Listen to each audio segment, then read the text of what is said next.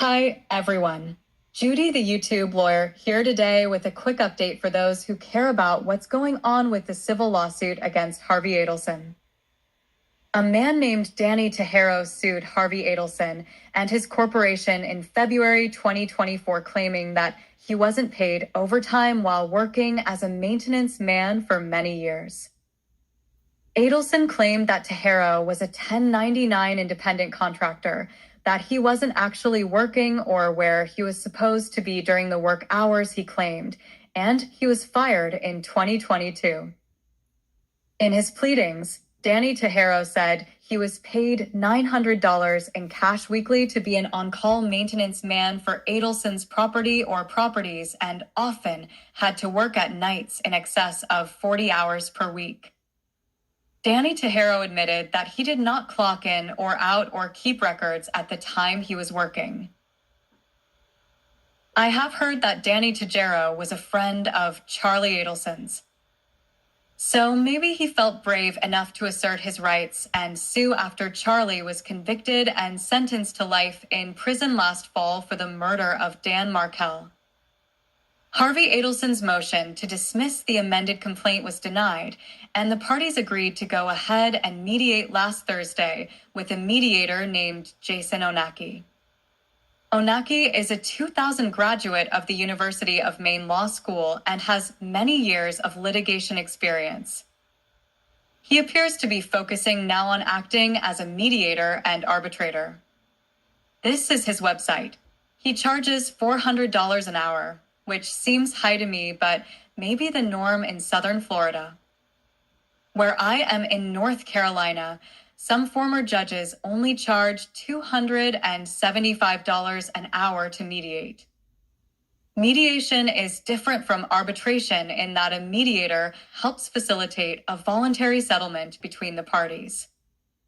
An arbitrator actually decides on a case, acting like a judge but outside the court system.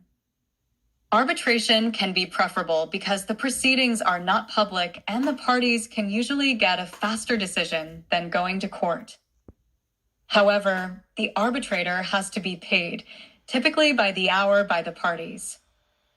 Unfortunately, as you can see from the mediator's report, mediation did not result in any settlement and they reached an impasse. The parties can still return to mediation in the future after discovery is completed, and in fact, the court will probably order them to mediate before any trial is scheduled.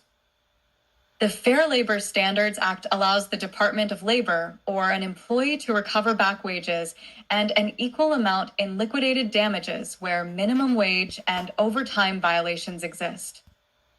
Generally, a 2-year statute of limitations applies to the recovery of back wages and liquidated damages.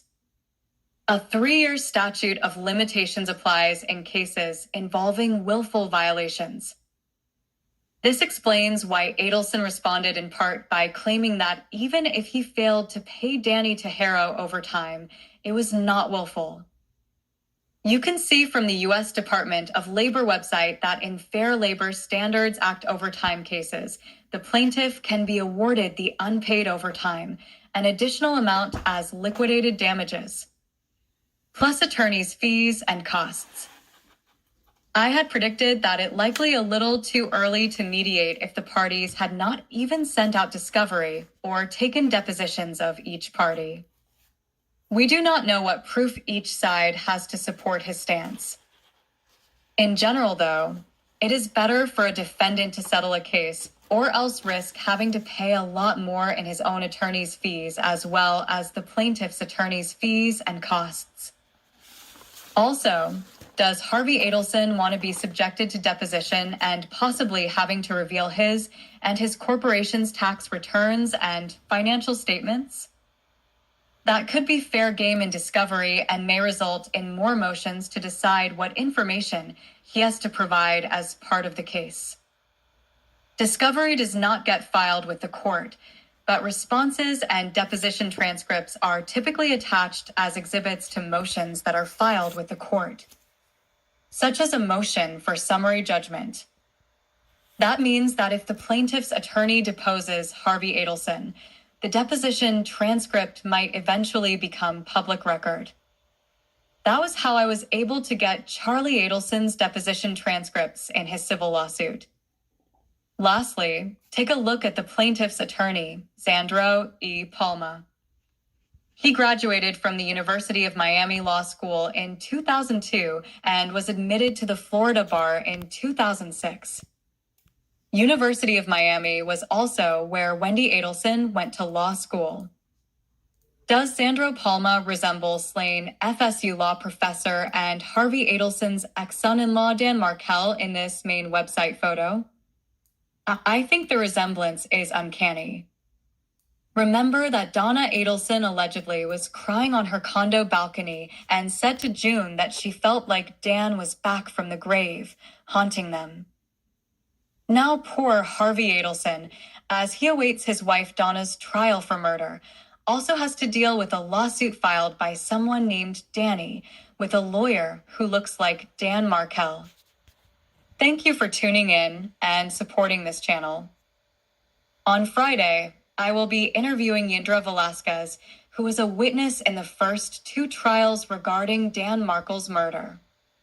The interview will be pre-recorded and uploaded later on Friday night. Have a good evening and keep on hoping for justice for Dan.